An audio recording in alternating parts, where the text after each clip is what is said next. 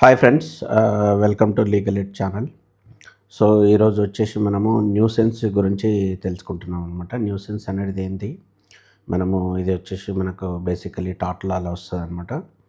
So nuisance అంటే ఏంటంటే మనము ఎవరికైనా డిస్టర్బ్ చేసినట్లయితే, ఎవరికైనా హార్మ్ చేసినట్లయితే, ఎవరికైనా ఇన్కన్వీనియన్స్ చేసినట్లయితే, వాళ్ళ పీస్ఫుల్ లైఫ్ని డిస్టర్బ్ చేసినట్లయితే మాత్రం మనకి ఇది న్యూసెన్స్ కిందకి వస్తుంది. సో ఇప్పుడు చూశారు కదా, ఇది వాట్ ఈస్ న్యూసెన్స్ అనేది. So nuisance is something like which comes harm, inconvenience, unconvenience to the others. మనం డిస్టర్బ్ చేసినట్లయితే అది న్యూసెన్స్ కేసు కిందకి వస్తుంది అనమాట. అది ఏ విధంగా ఉండొచ్చు, అది ఫిజికల్ థింగ్ ఉండొచ్చు, ఫిజికల్గా ఉండొచ్చు, లేకుంటే నాయిస్ ఉండొచ్చు, స్మెల్ ఉండొచ్చు, లేకుంటే ఏదైనా సిచ్యువేషన్ ఉండొచ్చు. Okay, so example like block runway, okay, driveway అట్లా కూడా ఉండొచ్చు అనమాట. ఇది న్యూసెన్స్ కిందకి వస్తుంది. సో జనరల్గా ఏంటంటే వేరే వల్ల పీస్, కంఫర్ట్, ఎంజాయ్మెంట్ని మనం డిస్టర్బ్ చేసినప్పుడు మాత్రము మనకు ఇది న్యూసెన్స్ కిందకి వస్తుంది అనమాట. సో మనకు వచ్చేసి ఇక్కడ 2 టైప్స్ ఆఫ్ న్యూసెన్స్ ఉన్నాయండి. ఒకటి ఏంటంటే పబ్లిక్ న్యూసెన్స్, ఇంకోటి private nuisance. So public nuisance అంటే ఏంటంటే మనము ఎవరిని ఎప్పుడైతే డిస్టర్బెన్స్ జరిగిందో అది లార్జ్ గ్రూప్కు, పీపుల్కు, లేకుంటే ఒక కమ్యూనిటీకు డిస్టర్బ్ అయినట్లయితే మాత్రం అది పబ్లిక్ న్యూసెన్స్ కిందకి వస్తుంది. సో ఇదేంటంటే just like some dangerous activities, పెద్ద బిల్డింగ్లు కడుతున్నారు, అది పెద్ద లౌడ్ నాయిస్ వస్తుంది. దానివల్ల ఏంటంటే మొత్తం కమ్యూనిటీలో ఉన్న వాళ్ళందరూ డిస్టర్బ్ అవుతారు, వాళ్ళ హెల్త్కు డిస్టర్బ్ అవుతుంది, లేకుంటే వాళ్ళ కంఫర్ట్ డిస్టర్బ్ అవుతుంది, లేకుంటే ఏదైనా పొల్యూషన్ వస్తుంది. ఈ విధంగా వచ్చినాయన్నీ లార్జ్ నెంబర్కి వస్తే మాత్రం ఇది పబ్లిక్ న్యూసెన్స్ కిందకి వస్తుంది అనమాట. సో దీనికి వచ్చేసి మనం కేస్ లాస్ చూడొచ్చు. 2 ఇంపార్టెంట్ కేస్ లాస్ అనమాట. ఇది ఎంసీ మెహతా అంటని versus union government of India. M C Mehta చాలా కేస్ లాస్ ఉంటాయి, మనం దానికి సపరేట్ వీడియో చేద్దాము. ఎందుకంటే ఇతను ఎన్విరాన్మెంటల్ గురించి చాలా కొట్లాడతాడండి. సో ఇతని వల్ల అయితే చాలా బెనిఫిట్స్ అయితే వచ్చినాయి అనమాట. సో అన్నీ మనకు ల్యాండ్ మార్క్ కేస్ లాస్ ఉంటాయి అనమాట. MC Mehta versus union of India, ఇది చాలా మంచిగా గుర్తుంచుకునే కేస్ లాస్ అనమాట. సో ఇక్కడ ఏంటంటే మనకు ఢిల్లీలో పొల్యూషన్ లెవెల్ ఎక్కువైంది ఏంటని ఇతను కేసు ఇస్తాడండి. ఇది ఢిల్లీలో చాలా ఇండస్ట్రీస్, ఫ్యాక్టరీస్ వల్ల మొత్తం పొల్యూషన్ అనేది ఎక్కువైతుందంటని కేసు ఇస్తాడనమాట. సో కోర్టు ఏం చెప్తుందంటే ఇది మొత్తం ఎంటైర్ పీపుల్కు ఎఫెక్ట్ అవుతుంది కాబట్టి ఇది పబ్లిక్ న్యూసెన్స్ కింద వస్తుందంటని ఇది కేటగరైజ్ చేస్తారనమాట. దీని అవుట్కమ్ వచ్చేసి ఏంటంటే సుప్రీంకోర్టు అయితే క్లియర్ జడ్జిమెంట్ వస్తుంది. మనకి ఏంటంటే ఏవైతే ఫ్యాక్టరీస్ అట్లా పొల్యూషన్ చేస్తున్నాయో, ఎయిర్ పొల్యూషన్ చేస్తున్నాయో అన్నీ రెడ్యూస్ చేసుకోవాలి, అవసరమైతే ఫ్యాక్టరీస్ని తీసేయాలన్నట్లు మనకు కోర్టు అయితే తీర్పిస్తుంది. ఇది one of the major land mark అనమాట. సో చాలా మటుకు ఏంటంటే MC Mehta case based on చేసుకుని చాలా మటుకు జడ్జిమెంట్ అనేది వస్తుంటాయి అనమాట. సో ఇదొకటి అనమాట. ఇంకోటి వచ్చేసి K K Varma versus union of India. ఇది ఒక ల్యాండ్ మార్క్ కేసు అండి. సో దీంట్లో ఏంటంటే ఈ చుట్టుపక్కల ఫ్యాక్టరీ నుంచి హార్మ్ఫుల్ స్మోక్ గ్యాసెస్ వస్తున్నాయంటని మొత్తం ఇది పబ్లిక్ డిస్టర్బ్ అవుతుందంటే కేసు అండి ఇది. So has it is effecting to larger people, okay, చాలామందికి ఎఫెక్ట్ అవుతుంది కాబట్టి ఇది పబ్లిక్ న్యూసెన్స్ కిందకి వస్తుంది. సో కోర్టు క్లియర్గా చెప్పిందనమాట. అటువంటి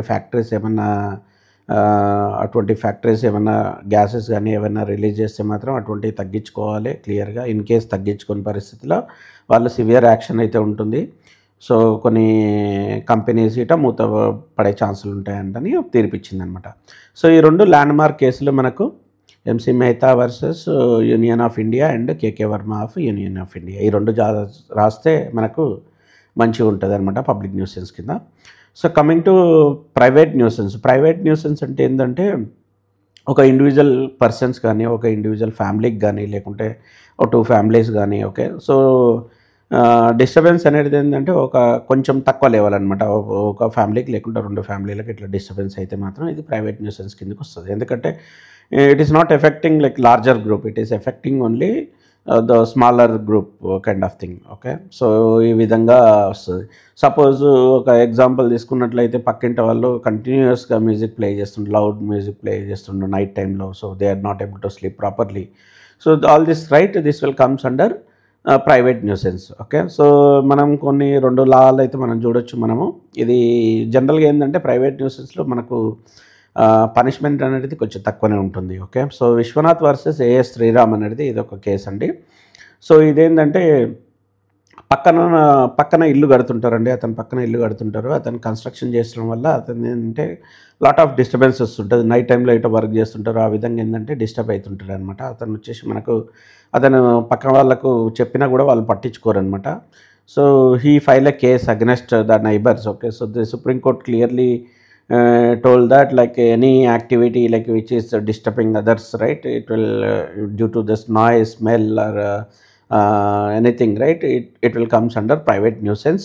Okay, so the court like clearly given instruction that like they need to reduce the noise level and they need to work and so timing so that, right, వేరే వాళ్ళకు disturbance జరగకుండా ఉంటుంది అన్నది మనకు court అనేది జడ్జిమెంట్ ఇచ్చింది. So ఇంకా మనం కొన్ని చూద్దామండి ఏ విధంగా అనేది. సో ఇంకోటి వచ్చేసి ఏఎస్ శ్రీనివాస వర్సెస్ ఎండి అంటానన్న, ఇది ఒక కేసు అనమాట. సో ఇదేంటంటే మనకు ఇతని పక్కన మనకు అతని ఇల్లు పక్కన ఒక టెంపుల్ ఉంటుందండి. టెంపుల్ నుంచి కంటిన్యూస్గా లౌడ్ వాయిస్ అనేది వస్తుందన్నమాట ప్రతి సెరమనీకి. సో అదేంటంటే అతని లైఫ్ చాలా డిస్టర్బెన్స్ అవుతుందంటే అతను పిటిషన్ ఇస్తాడనమాట. So has it is affecting like few people, right, it will comes under private nuisance కిందకి వస్తుంది. సో డైరెక్ట్ కోర్టు ఏం చెప్పిందంటే అటువంటి నాయిస్ ఏదైతుందో నాయిస్ అనేది తక్కువ చేసుకోవాలి. Especially it should not disturb others. ఎందుకంటే మనకు రైట్ టు లీవ్ పీస్ఫుల్లీ అనేది fundamental right as per article 21. So అటువంటిది అనేది మనం వైలేట్ చేయడానికి లేదు. కంపల్సరీగా వాయిస్ అనేది తక్కువ తెచ్చుకోవాలి, సర్టన్ వాయిస్ అనేది ఉండాలన్నట్లు మనకు తీర్పిచ్చింది అనమాట. సో ఇది 2 case laws plus private nuisance గురించి. ఓకే, సో ఇది చాలా సింపుల్, మనకు సింపుల్గా అర్థమయ్యే టాపిక్స్. కాకపోతే ఏంటంటే ఇది కంపల్సరీ వచ్చే క్వశ్చన్ అనమాట. సో చూశారు కదా ఇది. సో సమ్మరీ వచ్చేసింది. జస్ట్ పబ్లిక్ న్యూసెన్స్ అనేది ఏంటంటే లార్జ్ మెంబర్కి ఎఫెక్ట్ అయితే మాత్రం అది పబ్లిక్ న్యూసెన్స్ కిందకి వస్తుంది. ప్రైవేట్ న్యూసెన్స్ అంటే ఓన్లీ ఫ్యూ పీపుల్కి ఎఫెక్ట్ అయితే మాత్రం అది ప్రైవేట్ న్యూసెన్స్ కిందకి వస్తుంది. సో మనకి ఏంటంటే ఇవి పనిష్మెంట్లు వచ్చేసి మనకు సివిల్ అండ్ క్రిమినల్ లాస్ రెండు ఉంటాయండి. సో కొన్నిసార్లు ఏంటంటే ఓన్లీ సివిల్ లా కిందకి వస్తాయి, కొన్నిసార్లు ఏంటంటే క్రిమినల్ లా కిందకి వస్తాయి. సో పనిష్మెంట్ చూసినట్లయితే సపోజ్ ఇన్ కేసు మనము ఏదో పబ్లిక్ న్యూసెన్స్ కేసు కింద చూస్తే మాత్రం, అది సివిల్ కింద చూస్తే మాత్రము సింపుల్గా ఏదన్నా మనం పబ్లిక్లో మనము స్మోక్ చేసిన, పబ్లిక్లో ఏదన్నా వేరే చేసిన అట్లాంటి, లేకుంటే క్రాకర్స్ కాల్చిన, పొల్యూట్ చేసిన, ఏంటంటే సింపుల్ పనిష్మెంట్లు వచ్చేసి మనకు సెక్షన్ 290 ఐపీసీ ప్రకారం ఏంటంటే మనకు 200 అనేది ఫైన్ ఇస్తారు నామినల్ ఫస్ట్ టైం అనమాట. సెకండ్ టైం అంటే మాత్రం అది కొంచెం సివియర్ అవుతుంది అనమాట. సో ఇంకోటి వచ్చేసి మనకు ఇది మనకు ఈ సిఐ 113 సెక్షన్ 133 ప్రకారం సిఆర్పిసి ప్రకారం ఏంటంటే మెజిస్ట్రేట్ ఇష్యూ సీట ఆర్డర్ ఈట ఇష్యూ చేస్తాడనమాట. సపోజ్ ఏంటంటే మనకు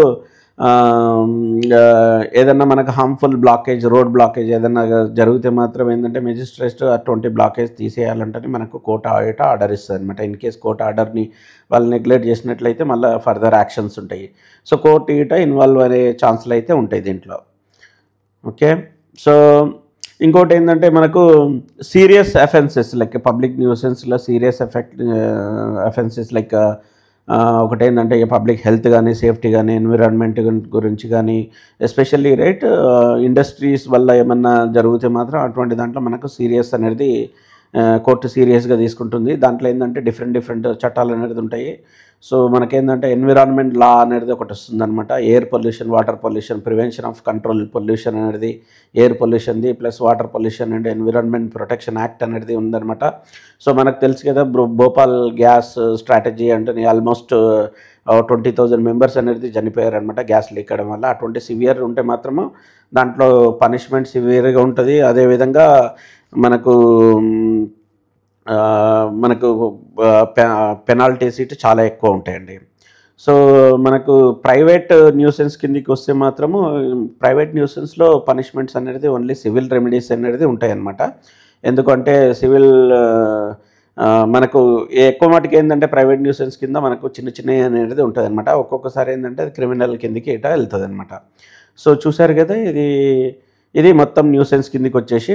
so some times right court ఇట ఇంజెక్షన్ ఆర్డర్ ఇస్తుంది. ఏదైనా బ్లాకేజ్ ఏ విధంగా ఉంటే మాత్రము మనకు అది తీసేయాలంటే ఇస్తుంది అనమాట. సో మనకేంటంటే ఈ న్యూసెన్స్లు అనేది 2 విధాలుగా వస్తుంది. క్రిమినల్ అండ్ ప్రైవేట్ న్యూసెన్స్ కిందికి వస్తుంది అనమాట. ఇది ఓవరాల్ మొత్తం న్యూసెన్స్ కిందికి అనేదిండి. సో న్యూసెన్స్ అనేది ఏంటంటే ఎదుటి వల్ల ప్రైవేట్ లైఫ్ని డిస్టర్బ్ చేసినప్పుడు, లేకుంటే ఒక కమ్యూనిటీని డిస్టర్బ్ చేసినప్పుడు మాత్రం ఇది న్యూసెన్స్ అనేది మనం కేసు ఫైన్ చేయొచ్చు. దాని సివియారిటీ బట్టి మనకు కోర్టు అనేది పనిష్మెంట్లు ఉంటాయి. ఆ విధంగా ఏంటంటే ఒక్కొక్కసారి ఏంటంటే కంపెనీస్, పెద్ద పెద్ద కంపెనీస్ కంటిన్యూస్గా హార్మ్ఫుల్ గ్యాసెస్ వదిలితే మాత్రం వాళ్ళు ఏం చేస్తారంటే కంపెనీ మూసేసే పరిస్థితులు ఇట్లా ఉంటాయి, పనిష్మెంట్లు ఇట్లా సివియర్గా ఉంటాయి అన్నమాట. సో మనకేంటంటే స్ట్రిక్ట్ లైబిలిటీస్ అంటేనే, అబ్సల్యూట్ లైబిలిటీస్ అంటేనే ఉంటాయి అన్నమాట. అవి ఫర్దర్ మనం క్లాస్లో చూడొచ్చు. సో ఓవరాల్ ఏంటంటే పనిష్మెంట్ గురించి మనం చూసాం మొత్తము. సో మనం సింపుల్గా ఎక్స్ప్లెయిన్ చేయొచ్చు. న్యూసెన్స్లోకి వచ్చినట్లయితే మనకు public nuisance, private nuisance basically. Okay, so we can మనము మంచిగా కేసు లాస్ రాస్తే మాత్రం మంచిగా ఉంటుందండి. ఇది ఆల్ అబౌట్ న్యూసెన్స్. నాకు తెలిసి మొత్తం అర్థమైంది అనుకుంటా. I hope you understand everything. So if you need any other topic need to be covered, right, just comment in the video. మనము మీకు ఏదైతే టాపిక్ కావాలనో అది చేస్తాం. Thank you friends, thank you. Please subscribe our channel. Thank you, bye.